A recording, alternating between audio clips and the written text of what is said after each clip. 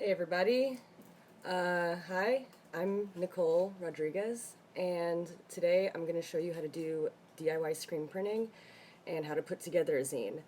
I'm hoping by sharing these skills we can use them to share information and create posters, zines that uplift Black voices, demand divestment or abolishment of the police. I also want to thank Josh for asking me to do this live stream, and I want to thank everyone who was before me. I think this is great to connect to each other and learn from each other and how to build this movement. Before Instagram, zines and screen printed posters were used to spread propaganda and information about different movements throughout time. Artists have been making prints that address social and political themes as a form of resistance all over the world in different movements. From protest posters to zines, leaflets, printmaking possesses the unique ability to spread information camouflaged as art. So that's why they always say art can help create policy change, because it has a way to create empathy and connect to people. It's accessible, mass-produced, cheap, and the production of prints is often a community activity that can easily enter the public sphere and create engagement and conversations to create social change. I also want to remind other white folks that in this time, remember to always take leadership from Black folks, and don't expect them to educate you. And if they are, you better be paying them. If you ever want to talk about how to dismantle white supremacy in your life, you can always talk to me if you know me. I think right now is important to talk to other white people and take responsibility and accountability for what our ancestors did that we still benefit from today. This disease called whiteness. But if you're uncomfortable, that means if you're not uncomfortable, that means you're not doing the work. You have to be uncomfortable, because it's time to dismantle white supremacy. And we can do better. It's a learning process.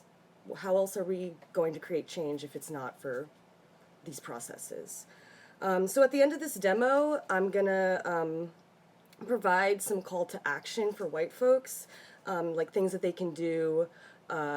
So I'm gonna go over that at the end, and show you the stuff I'm gonna show you. So one easy way to do printmaking is using screen filler. This is screen filler, and you can pretty much just paint it on any screen, and it dries and acts like an emulsion. So you don't need a exposure table, you don't need like any of the expensive equipment other than a screen. Like, you definitely need some things, but you can borrow those things, and also just like, yeah. So this is what I did.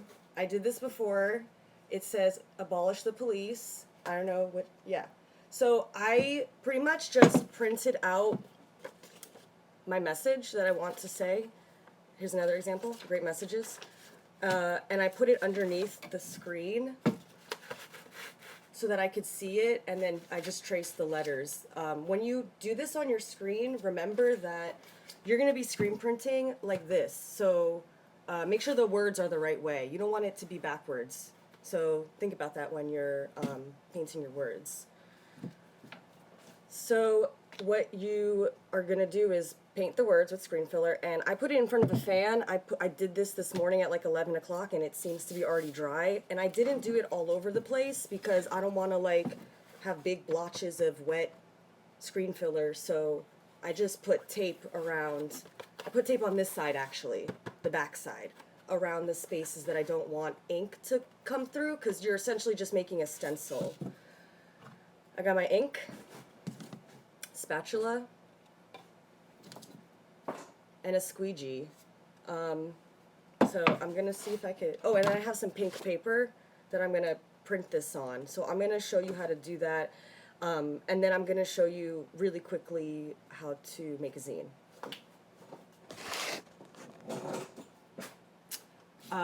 This is my basement, so I I screen print at home already, and I have this thing called, they're like hinges, and I just like screwed it onto this board, but these hinges are great to keep your screen in place each time you do a print. So I'm gonna like attach it here.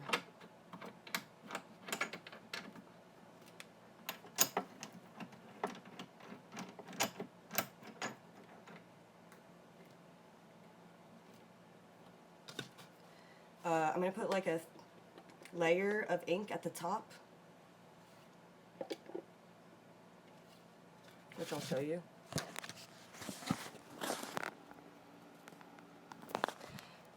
And I'm going to use my squeegee, and I'm going to fill the spaces with ink. Like, I'm not going to make a print right away. I'm just filling the spaces with ink. And then I'm going to put the rest of my ink back on the top because it like stays on the squeegee. And once I have that, another thing that I have in my setup is Mylar, which is like a transparent piece of thing. And I have it taped onto the table because it helps align the image in the same place each time. So that's in case you want to do multiple colors and make sure the image is in the same place. But I'm not doing that, so I don't need that. I'm just doing this one image. I'm gonna take my paper, align it. Hopefully it's in the right place, but that's what the Mylar will help you for. It creates like a hinge. It prints your image on transparency, and it creates a hinge so you know where it is placed each time. So 45-degree angle, press really hard. Just, that takes practice. And let's see how it is.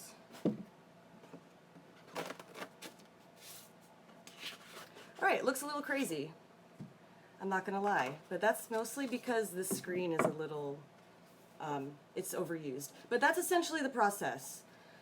I guess I'll make one more to see if I can save this. So remember, flood it. This is what you called flooding. It like just puts ink inside the spaces. And usually, sometimes the paper will stick to the other side. Cool. Right, so I'm gonna put this aside. That's how you do your own DIY poster printmaking. You can go into a lot more detail with imagery. Next thing I'm going to show you is how to make zines. So the one thing that people have so maybe the hardest part is pagination, which means putting your zine in order, because when you take the zine apart, each page is next to another page. So this is what I do when I make a zine. It's called a mock-up. I just take pieces of paper and I fold them into a mini zine so I know where my pages are going to go. So I got the cover, back cover, and inside I've numbered each page so that you know what number page goes next to what, so that when you're formatting your zine in whatever thing you're using, like Photoshop, you can align page number 4. You know that it needs to be next to page 13, and then on the back side, page 14 is next to page 3. And then by having each page separated like this, knowing what page number goes next to what, you can put together informational zine. So yeah, that is my demos. I know they were really quick, but that's how fast it can be. So I'm going to list some ways that as a white person you can take action. Like I said before, take black leadership. I'm just saying the things that I've seen throughout Instagram and gathering my resources and information.